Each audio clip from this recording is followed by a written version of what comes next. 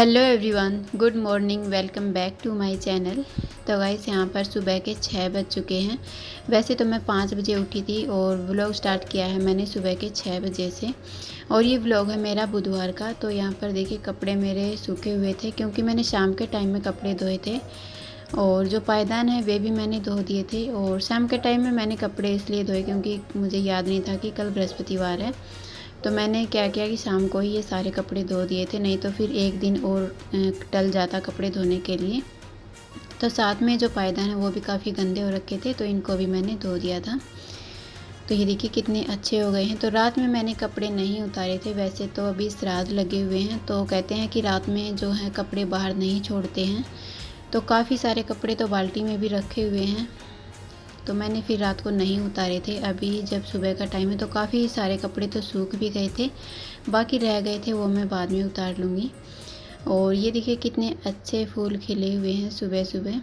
मुझे लगता है ना कि ये फूल रात में ही खिल जाते हैं, सुबह उठती हूँ तब मुझे ये खिले मिलते हैं। और ये फूल है ना, परी स्कूल में लेके जाएगी, 2-3 फूल अपनी मैम के लिए लेके जाती है, उसका रोज़ का काम है ये। यहाँ पर बच्चे सोए हुए थे तो इनको मैं अभी उठाऊँगी, फिर इनको स्कूल भेजूँगी।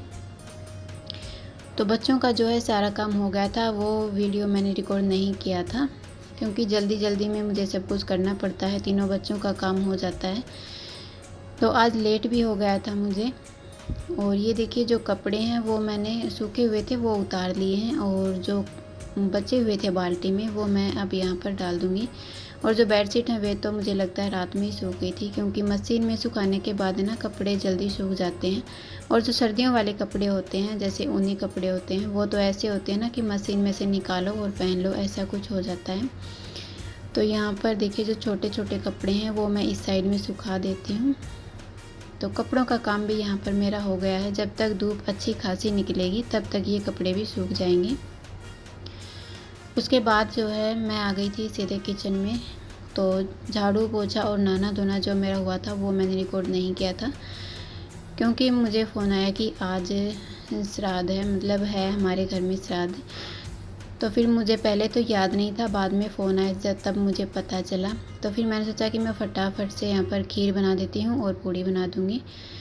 जो भी उसको पसंद था मैं उसी के हिसाब से यहाँ पर खीर बना रही हूँ और पूड़ी बनाऊँगी। वैसे फ़ोन मुझे थोड़ा सा लेट आया, तो फिर मैंने क्या किया कि जल्दी जल्दी से काम किया, नहाया धोया और फिर मैं आ गई किचन में। तो खीर मैंने यहाँ पर रख दी थी, दूध मैंने पहले ही लेके रखा हुआ था और उबाल के रख दिया था। तो उसी में से मैं थोड़ी सी खीर बना दूँगी और पूड़ी बना दूँगी।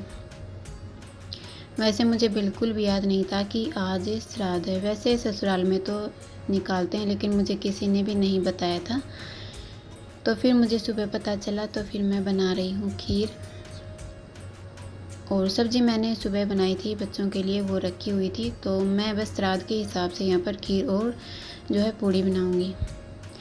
तो जैसे ही मैंने सुना ना कि आज श्राद्ध है, मतलब एकदम से ऐसा हो गया कि ज़िंदगी पता नहीं 7 से 8 साल पीछे चली गई। एकदम वो होता है ना रिवर्स टाइप में, वो ऐसा कुछ हो गया था। तो जैसे हम घर में बड़े बुज़ुर्ग का श्राद्ध निकालते हैं तो इतना कुछ फ़ील नहीं होता है, लेकिन जब हम साथ वाले का किसी का श्राद्ध निकालते हैं ना तो बहुत ही ज़्यादा, मतलब निकालना ही मुश्किल हो जाता है। ऐसा ही कुछ यहाँ पर हो गया था। तो ज़्यादा कुछ तो मैंने नहीं बनाया, जिस हिसाब से मुझे लगता है कि उसको पसंद था उसी हिसाब से मैं खीर बना रही हूँ। यहाँ पर खीर उसको पसंद थी, बहुत ज़्यादा पसंद थी। तो बस खीर हमारे घर में ज़रूर से बनती है। बाकी मिठाई में उसको जलेबी पसंद थी, तो जलेबी मैं बना लेती, लेकिन टाइम नहीं था क्योंकि फिर 12 बजने वाले थे, परी के लाने का भी टाइम होने वाला था। तो खीर मैंने यहाँ पर बना ली है। इसके साथ में जो है तेल गर्म होने के लिए रख दिया था। तो मैं पूड़ियाँ फटाफट से फ्राई करके और फिर निकाल दूँगी।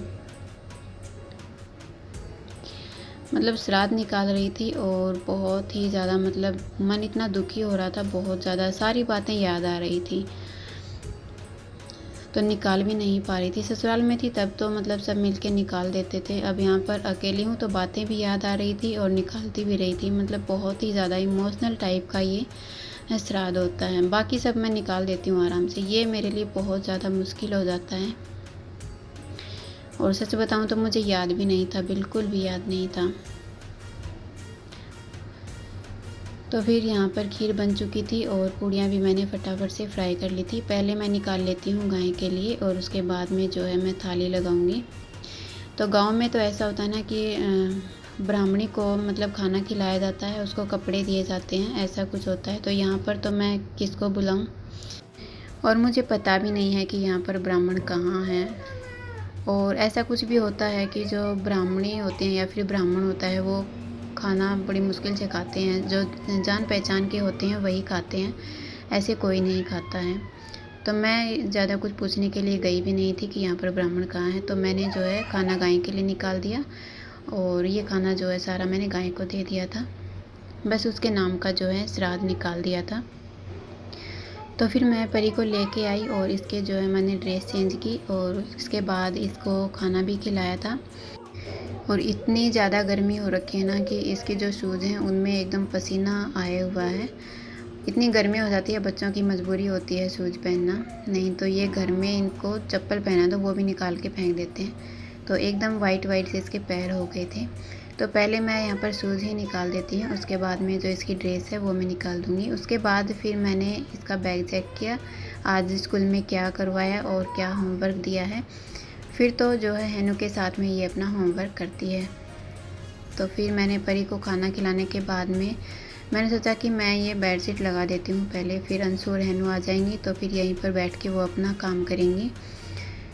तो फटाफट से मैंने बेडशीट को भी लगा दिया था, क्योंकि जो कल बेडशीट धोई थी मैंने वो तो मैं अभी नहीं डालूँगी, यहाँ पर दूसरी वाली ही मैंने यहाँ पर बिछा दी है। तो बेडशीट लगा दिया है, अभी मैं यहाँ पर पिलो कवर डाल दूँगी। इससे पहले जो है परी आ गई थी कि मुझे कपड़े पहनाओ, फिर ये खेलेगी। तो परी को भी मैंने कपड़े पहना दिए हैं और फिर मैंने डाल दिए हैं पिलो कवर। तो गर्मी में तो ना बेडशीट मतलब 4 से 5 दिन में चेंज करनी पड़ती है, सर्दी में तो फिर भी चल जाता है।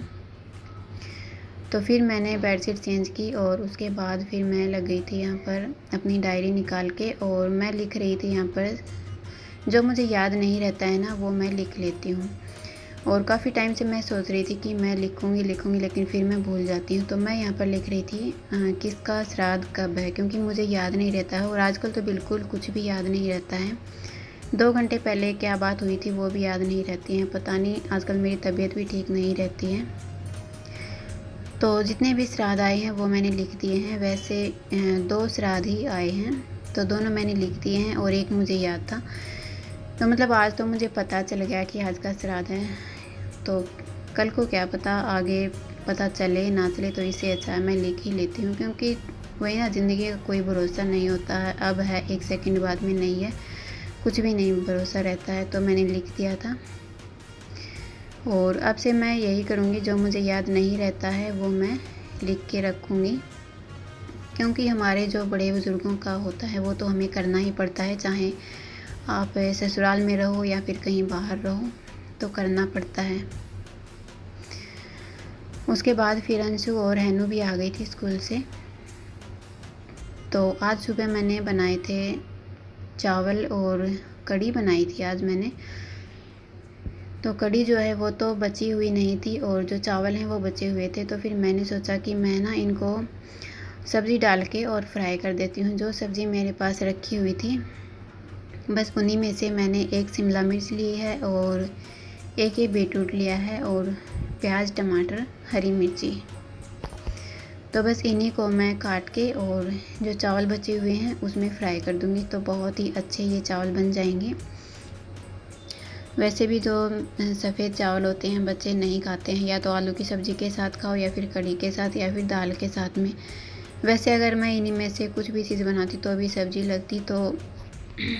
तो फिर मैंने सोचा कि मैं सब्ज़ी डाल के और ये जो चावल बचे हुए हैं इन्हीं को फ्राई कर देती हूँ, अलग भी हो जाएगा और बच्चे खा भी लेंगे, सब्जियाँ भी खा लेंगे और चावल भी फिनिश हो जाएंगे।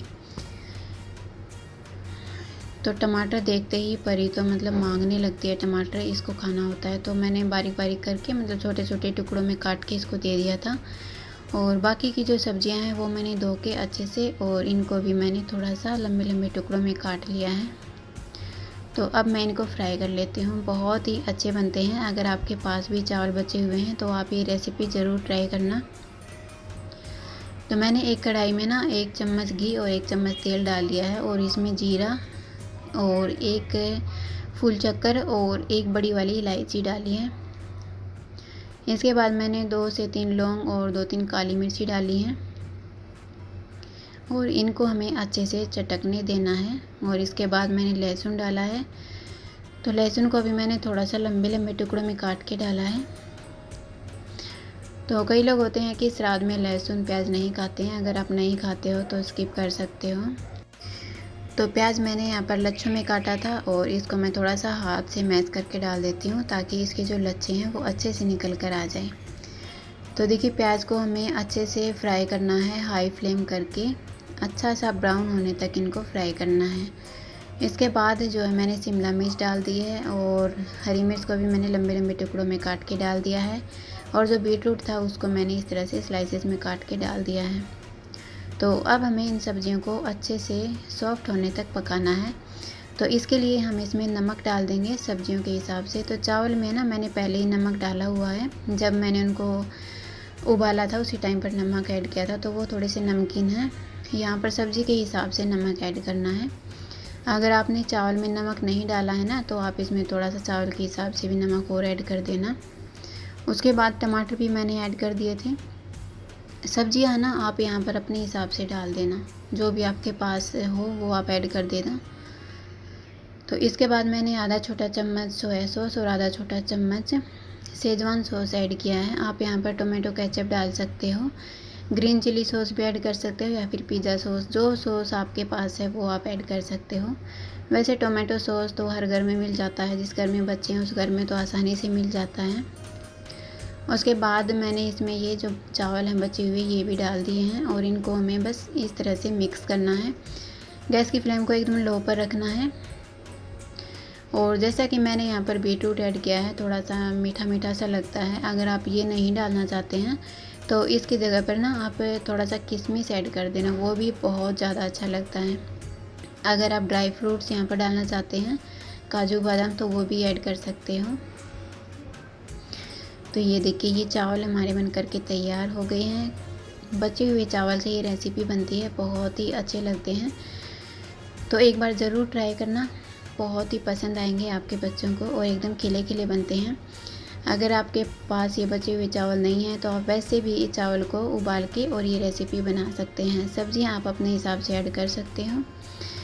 तो ये रेसिपी ज़रूर ट्राई करना, बहुत अच्छे बनते हैं। तो चलिए देख के आते हैं बच्चों को और देखते हैं उनका रिएक्शन क्या रहता है।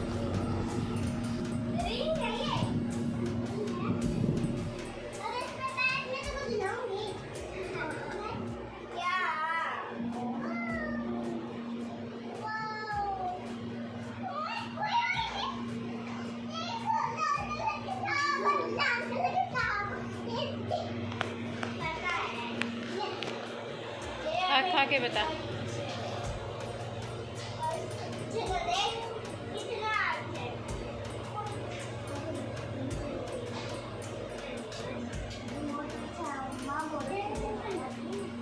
परी राइस खा के बता।